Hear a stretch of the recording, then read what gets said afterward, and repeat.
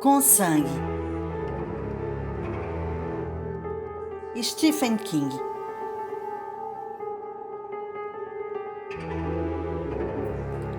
O telefone do Sr. Harrigan.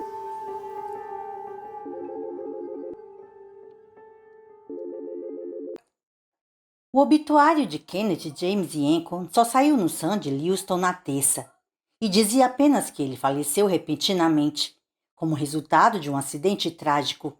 Mas a notícia se espalhou pela escola na segunda. E claro que a fábrica de boatos trabalhou a toda. Ele estava cheirando cola e teve um derrame. Ele estava limpando uma das armas do pai. O Sr. Yancon era famoso por ter um arsenal em casa, que disparou por acidente. Ele estava brincando de roleta russa com uma das pistolas do pai e estourou os miolos. Ele ficou bêbado, caiu da escada e quebrou o pescoço. Nenhuma dessas histórias era verdade. Billy Bogan foi quem me disse assim que entrou no ônibus dos baixinhos. Ele estava louco para contar. Disse que uma das amigas da mãe de Gates Falls ligou e contou. A amiga morava em frente e viu o corpo saindo em uma maca com um grupo dos Yancon em volta, chorando e gritando. Pelo que parecia, até valentões experientes tinham gente que os amava. Como leitor da Bíblia, eu podia até imaginá-los rasgando as roupas. Pensei na mesma hora, e com culpa, na ligação que fiz para o celular do Sr. Harrigan. Falei para mim mesmo que ele estava morto e não podia ter nada a ver com aquilo. Falei para mim mesmo que ainda que as coisas fossem possíveis fora das histórias de horror dos quadrinhos, eu não tinha desejado especificamente que o Kenny morresse. Eu só queria ficar em paz. Mas isso pareceu meio coisa de advogado.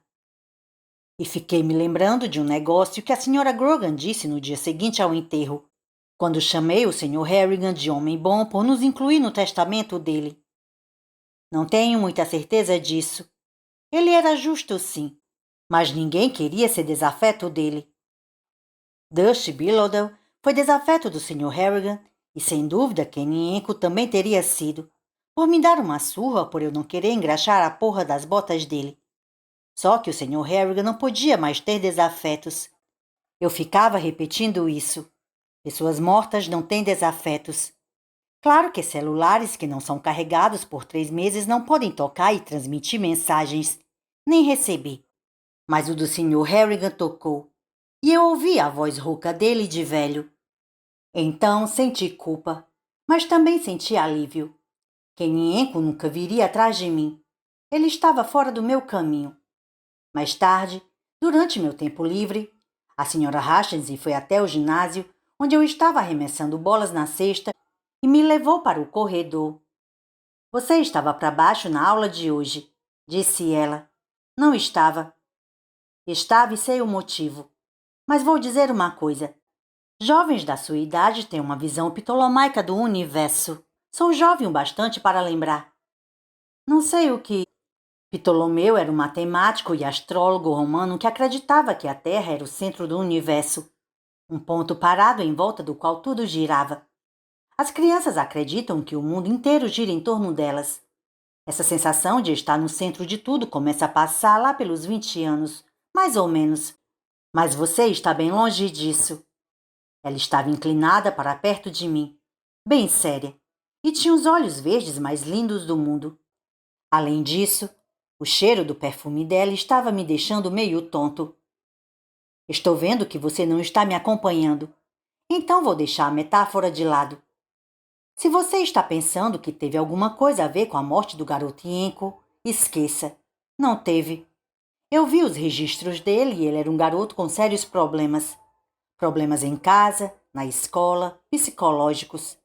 Não sei o que houve e não quero saber, mas vejo uma bênção aqui. O quê? Perguntei. Por ele não poder mais me bater?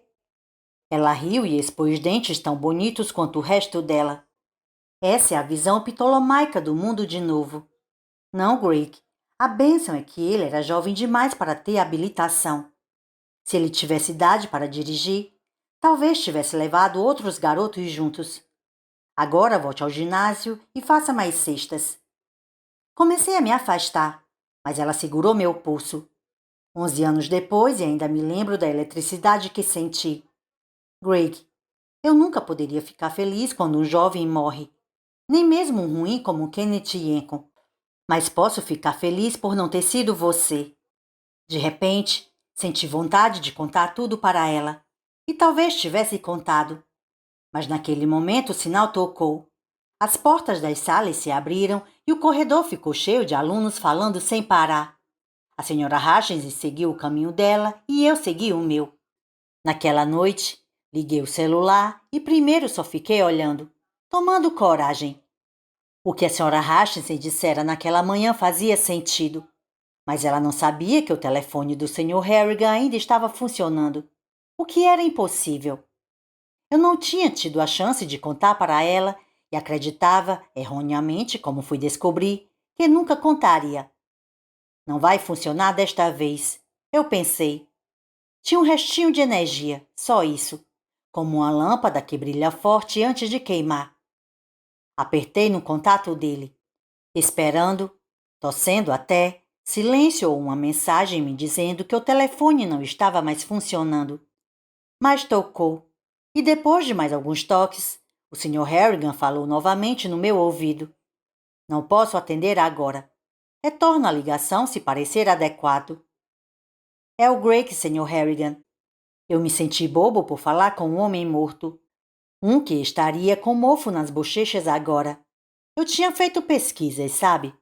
Ao mesmo tempo, não me senti nem um pouco bobo. Senti medo, como uma pessoa pisando em solo profano. Escute, eu passei a língua nos lábios. O senhor não teve nada a ver com a morte do Kenny Enco, teve? Se teve, bata na parede. Desliguei. Esperei uma batida. Não houve nenhuma. Na manhã seguinte, eu tinha uma mensagem de Rei Pirata 1. Só 6 letras. AAA.ccx. Não fazia sentido. Fiquei morrendo de medo. Naquele outono eu pensei muito em Kenny Enco. A história da vez é que ele tinha caído do segundo andar de casa enquanto tentava sair escondido no meio da noite. Pensei mais ainda no Sr. Harrigan e no telefone dele, que eu agora desejava ter jogado no Lago Castle. Havia uma fascinação, tá? A fascinação por coisas estranhas que todos sentimos, por coisas proibidas. Em várias ocasiões, eu quase liguei para o telefone do Sr. Harrigan, mas nunca cheguei a ligar. Não na época.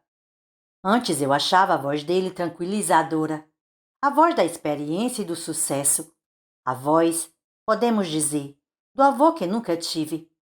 Agora, eu não conseguia me lembrar daquela voz como era nas nossas tardes ensolaradas, conversando sobre Charles Dickens e Frank Norris e G.H. Lawrence, ou como a internet era um cano de água quebrado. Agora, eu só pensava na rouquidão de velho, como lixa quase totalmente gasta, me dizendo que ele me ligaria se parecesse adequado.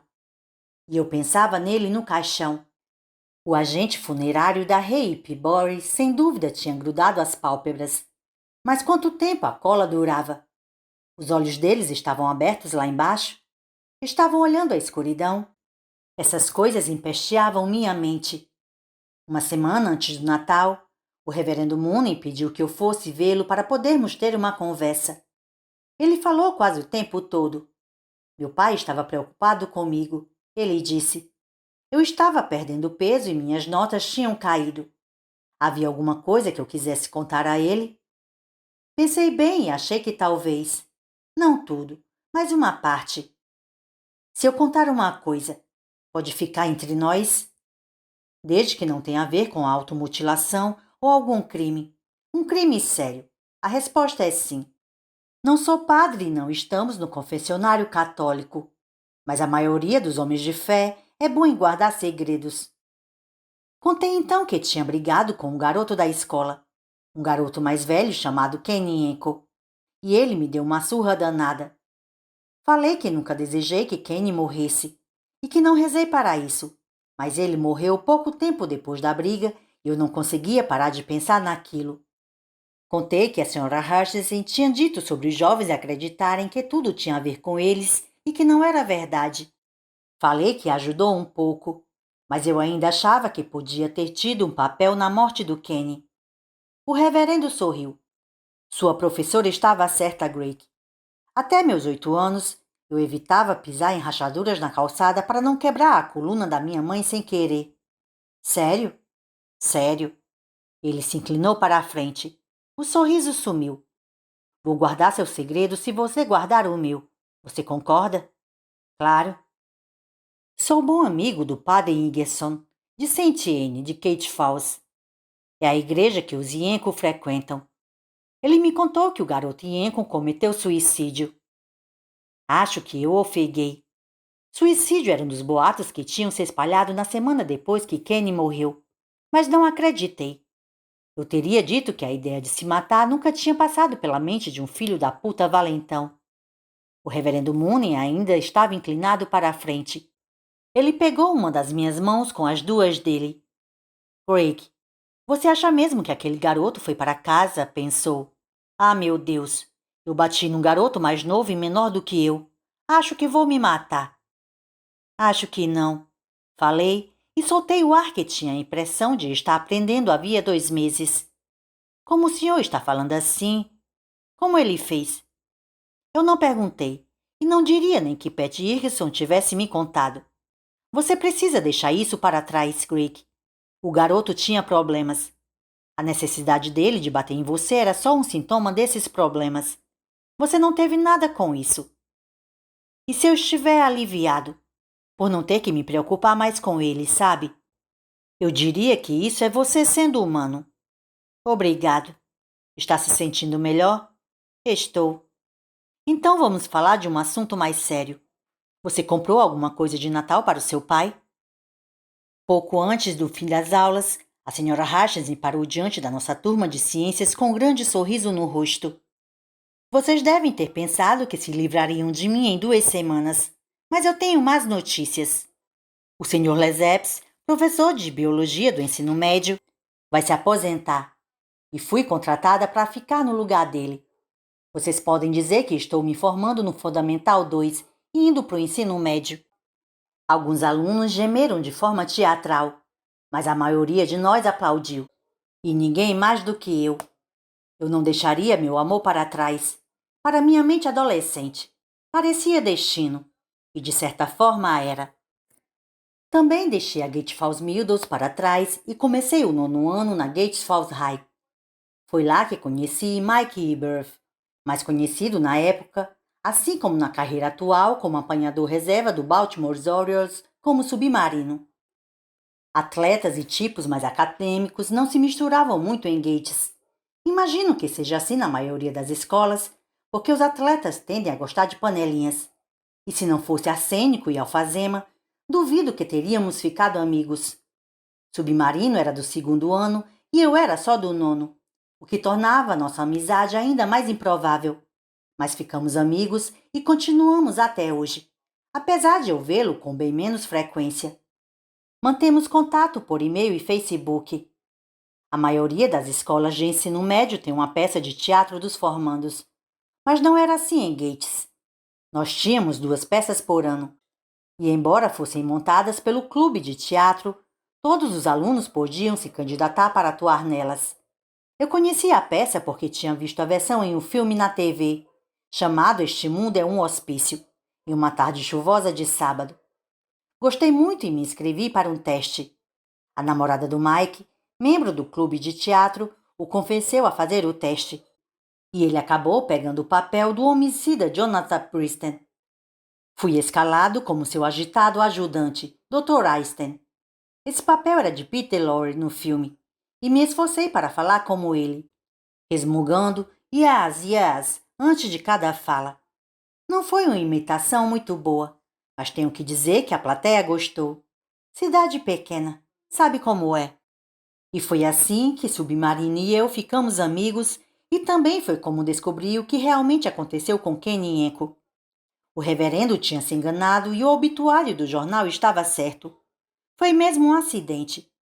Durante o intervalo entre o primeiro e o segundo ato do nosso ensaio geral, eu estava na máquina de coca, que tinha comido meus 75 centavos sem me dar nada em troca. Submarino deixou a namorada, Se aproximou e deu uma batida forte no canto superior direito da máquina com a palma da mão. Uma lata de coca caiu na bandeja de baixo. Obrigado, falei. Não foi nada.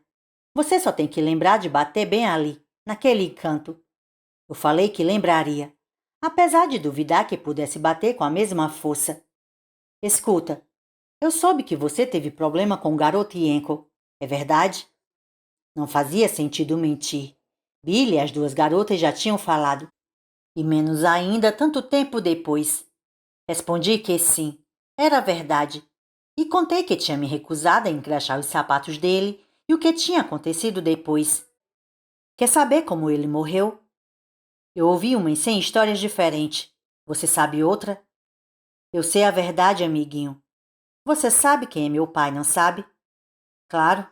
A força policial de Kitty Falls era composta de uns 20 policiais uniformizados, o delegado e um detetive, que era o pai do Mike, George Weberoff. Posso contar sobre o Yenko se você me deixar tomar seu refrigerante. Tudo bem, mas não baba na lata. Eu tenho cara de animal? Me dá aqui seu paspalho. Yas, yas, falei imitando Peter Lorre. Ele deu uma risada, pegou a lata, virou metade e arrotou. No corredor, a namorada dele enfiou um dedo na boca e fez mímica de vômito. O amor no ensino médio é muito sofisticado. Foi meu pai que investigou, disse Submarino, me devolvendo a lata. E 2 dias depois que aconteceu, eu ouvi ele falando com o sargento Polk na delegacia. Eles chamam de casa da polícia. Eles estavam na varanda tomando cerveja e o sargento disse alguma coisa sobre Yenko descabelar o palhaço. Meu pai riu e disse que tinha ouvido falar que se chamava gravata de Beverly Hills. O sargento disse que devia ser a única forma de o pobre garoto poder gozar, considerando a cara estourada de espinhas que ele tinha. Meu pai disse que sim, era triste, mas era verdade. E ele disse que o que incomodou foi o cabelo. Disse que incomodou o legista também. O que tem o cabelo dele?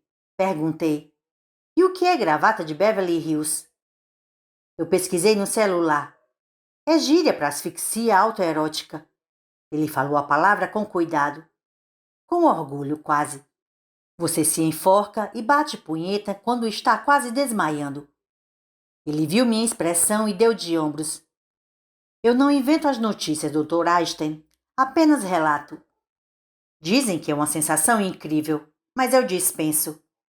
Eu achava que também dispensaria. E o cabelo?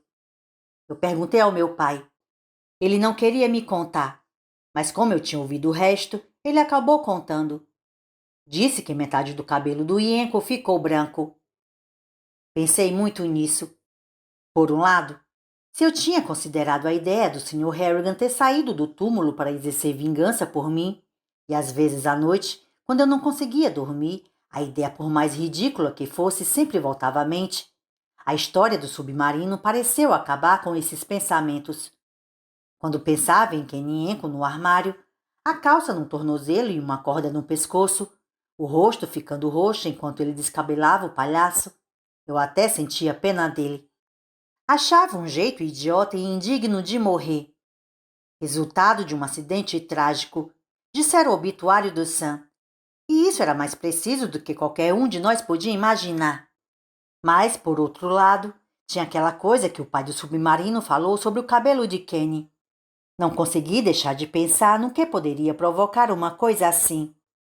No que Kenny poderia ter visto naquele armário ao resvalar para a inconsciência enquanto puxava o pobre pinto o mais rápido que conseguia. Finalmente, procurei minha melhor conselheira, a internet. Lá encontrei opiniões contraditórias. Alguns cientistas proclamavam que não havia evidência nenhuma que um choque pode deixar o cabelo de uma pessoa branco. Outros cientistas diziam yas, podia sim acontecer. Que um choque repentino podia matar as células troncos de melanócitos que determinam a cor do cabelo. Um artigo que li dizia que isso tinha acontecido com Thomas More e com Maria Antonieta antes de eles serem executados. Outro artigo ridicularizava isso dizendo que era lenda. No fim, era como o Sr. Harrigan às vezes falava sobre comprar ações. Você paga seu preço e faz sua escolha. Aos poucos, essas perguntas e preocupações sumiram, mas eu estaria mentindo se dissesse que Kenny Enkon saiu da minha mente, naquela época ou agora. Kenny Enkon no armário com uma corda no pescoço. Talvez não perdendo a consciência antes de poder afrouxar a corda afinal. Kenny Enkon talvez vendo alguma coisa, só talvez, que o assustou tanto que ele desmaiou, que o deixou mesmo morrendo de medo. Na luz do dia, essa ideia parecia bem idiota. À noite, principalmente se o vento estivesse forte e fazendo sons de gritos nas calhas, nem tanto.